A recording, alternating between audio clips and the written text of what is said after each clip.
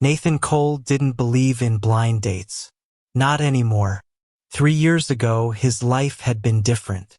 Back then he had a wife, a stable routine, and the quiet confidence that tomorrow would look a lot like today. But life rarely keeps its promises. Now Nathan was a single father, raising his 7-year-old daughter Lily in a small apartment above a bakery on the quiet side of the city. His mornings began before sunrise. The smell of fresh bread from downstairs drifted through the wooden floors as Nathan carefully packed Lily's school lunch. Peanut butter sandwich, apple slices, and a small note folded into a heart. Every day the note said something different. Be brave today. Smile at someone new. You're my favorite person in the world. Lily loved those notes. They were the small things that helped both of them keep going. That Tuesday evening was no different. Nathan sat at the tiny kitchen table while Lily colored pictures beside him. The television hummed softly in the background. He had just finished washing dishes when his phone buzzed. Nathan glanced at the screen. Unknown number. He almost ignored it, but curiosity won. The message read, "Blind date tonight, 8 p.m. Riverside Café. Nathan frowned. Another message appeared. You deserve a second chance at happiness. He stared at the phone like it had personally insulted him. A blind date, he muttered. Lily looked up from her coloring book. Daddy, what's a blind date? Nathan quickly locked his phone. It's when two people meet for dinner even though they've never met before. Lily blinked. That sounds scary. Nathan chuckled. Exactly. He assumed it was a prank. Probably Marcus. Marcus had been Nathan's best friend since college and had been trying, unsuccessfully, to push him back into the dating world. Nathan typed a reply. Nice try, Marcus. 3 dots appeared instantly. Then the reply came. It's not Marcus. Nathan raised an eyebrow. Another message followed. Just come. Trust me. Nathan sighed. He placed the phone down and shook his head. Definitely Marcus, he said, but something about the message felt strange. It didn't sound like Marcus. The wording was different, careful, almost nervous. Nathan ignored it and focused on helping Lily finish her homework. By 7:30 p.m., Lily was brushing her teeth while Nathan cleaned the kitchen. His phone buzzed again. Another message. If you don't come, you'll regret it. Nathan groaned. Marcus, I swear. But curiosity began to creep in. What if it wasn't Marcus? He opened the message again. Riverside Café. That place was only 10 minutes away. Lily came running out of the bathroom. Daddy, can we watch a movie? Nathan smiled. How about tomorrow night? She tilted her head. Why? Nathan hesitated. Because part of him, a very small, very stubborn part, suddenly wanted to see who was behind that message. Daddy might go out for a little while, he said. Lily's eyes widened dramatically. Like, on a date? Nathan laughed nervously. No. Definitely not. 10 minutes later, Nathan stood in front of his closet staring at his clothes. He hadn't dressed for a date in years. Why was he even considering this? This is ridiculous, he muttered, but he grabbed a clean jacket anyway, just in case. The Riverside Café glowed warmly under the evening lights. Couples filled the tables. Soft jazz music floated through the air. Nathan stepped inside feeling completely out of place.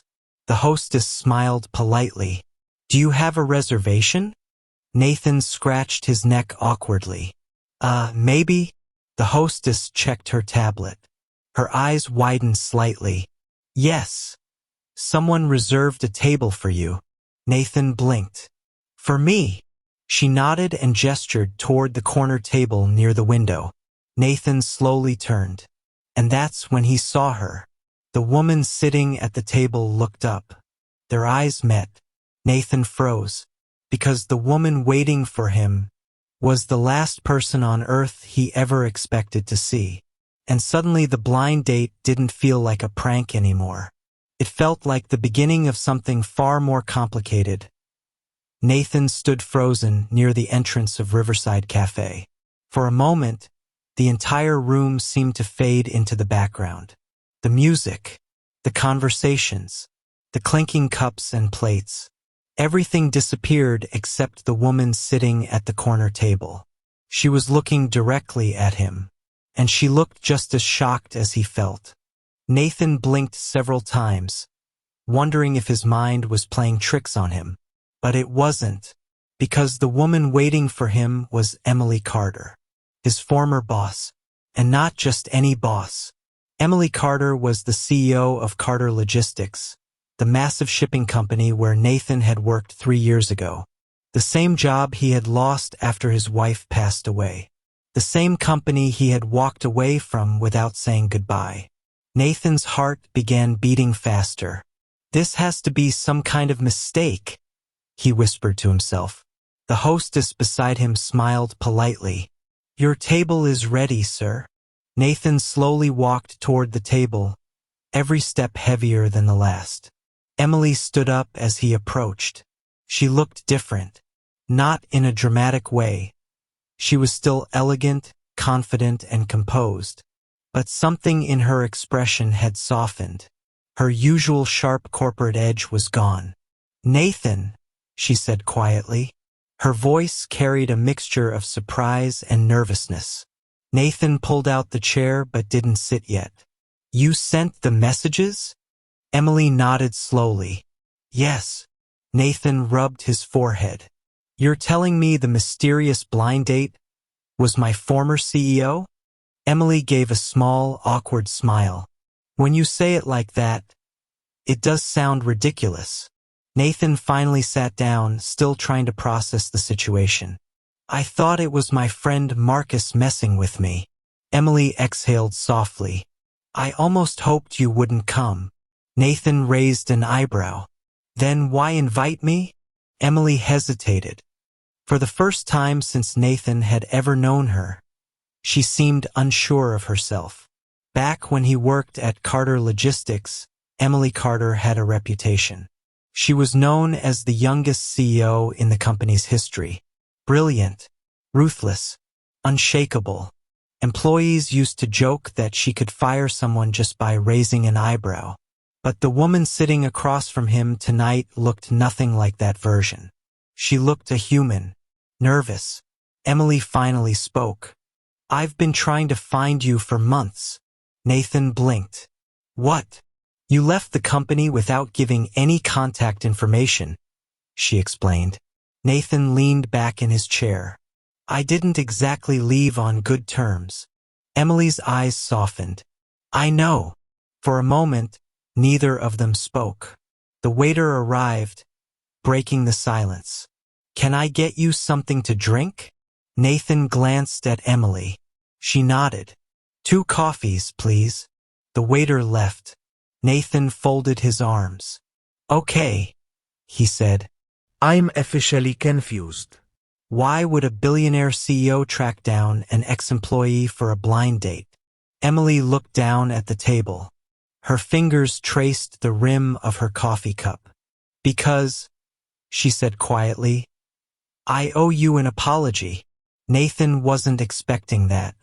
At the company, 3 years ago, Emily continued, when you suddenly stopped showing up to work, I assumed you had quit. Nathan's jaw tightened slightly. I didn't quit. Emily nodded slowly. I know that now. Nathan remembered that time clearly. Those weeks had been the darkest period of his life. His wife had been in the hospital. Lily had just turned 4. Nathan had been trying to balance work, hospital visits, and taking care of his daughter. And eventually, something had to give. I should have asked what happened, Emily said softly.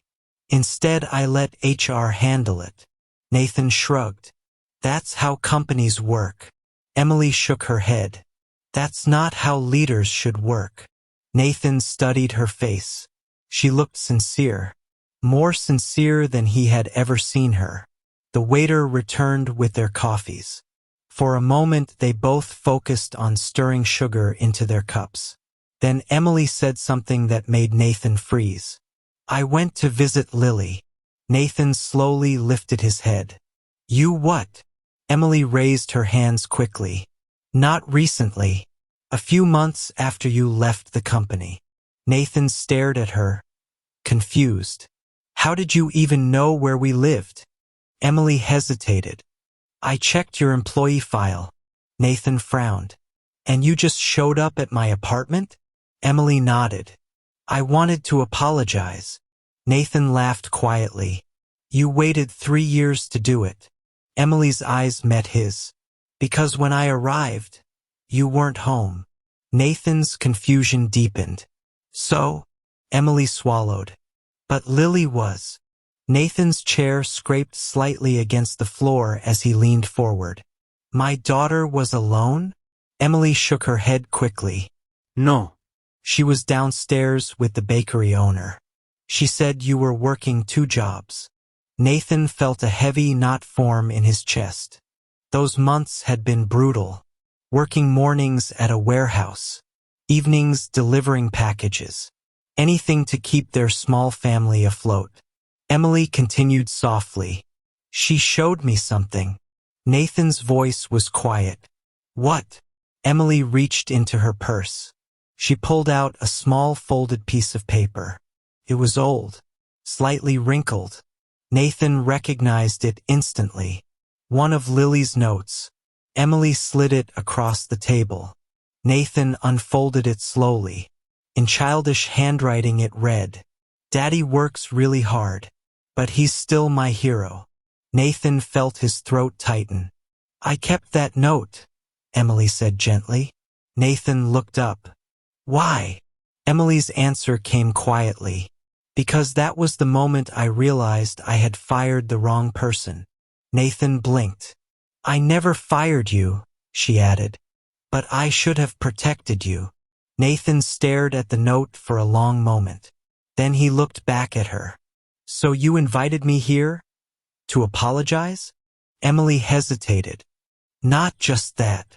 Nathan raised an eyebrow. "Then why?" Emily's cheeks turned slightly pink. And then she said something Nathan definitely wasn't prepared for. "Because I haven't stopped thinking about you since that day." Nathan nearly choked on his coffee. "You're kidding." Emily shook her head.